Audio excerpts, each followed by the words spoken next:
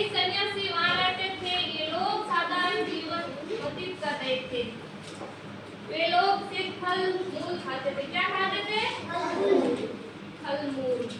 वे लोग अपना समय सिर्फ भजन, प्रार्थना, उपवास, धर्म करने और गाने में व्यतीत करते थे। क्या करते थे?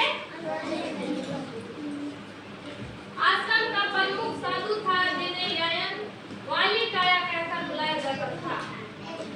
क्या नाम से पुकारा जाता था?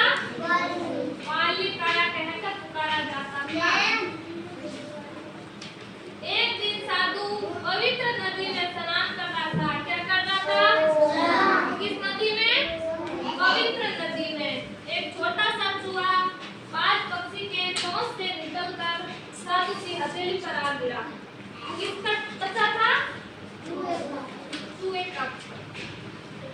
साधु ने छोटे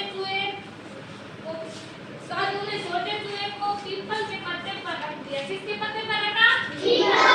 शाबाश, पीपल के पत्ते पर। अपने जादू के शक्ति से वह चूहे की छोटी लकड़ी के रूप में बदल दिया। क्या क्या उस साधु ने चूहे का?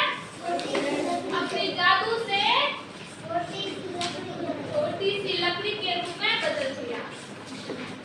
वे उसे अपने घर ले गया और अपनी पत्नी से कहा, हम लोग कोई बच्चे नहीं, चलो हम इसे अपनी बेटी के रूप में वो ले लेते हैं। उन दोनों साधु के बच्चे नहीं था, तो साधु ने क्या बोला?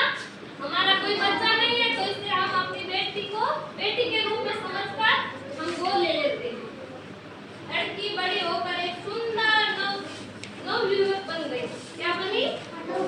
नवयुवक, सुंदर सी लड़की। एक दिन साधु की पत्नी ने कहा, अपनी बेटी की शादी का समय हो गया। क्या कहा साधु ने अपनी पत्नी को? हमारी बेटी अब बड़ी हो गई है, शादी का समय हो गया, उसका विवाह कर दो।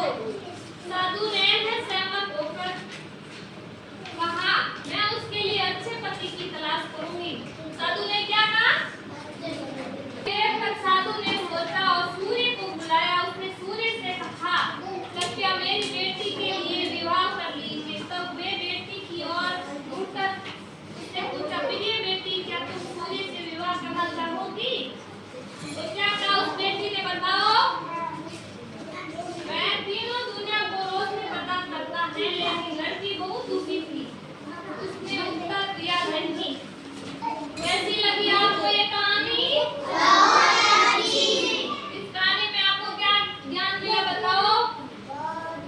एक साधु था, वो नदी के किनारे स्नान कर रहा था।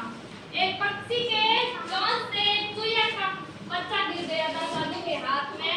तो साधु के कोई और संतान नहीं थी, तो वो साधु ने उस चूहे को अपने घर ले गया था। क्या किया? घर ले गया था और अपनी शक्ति से उस चूहे को एक लड़की के रूप में बदल दिया था। फिर उस लड़की वो बड़ी हो गई थी, उसकी शादी कर दी। कैसी लगी आपको?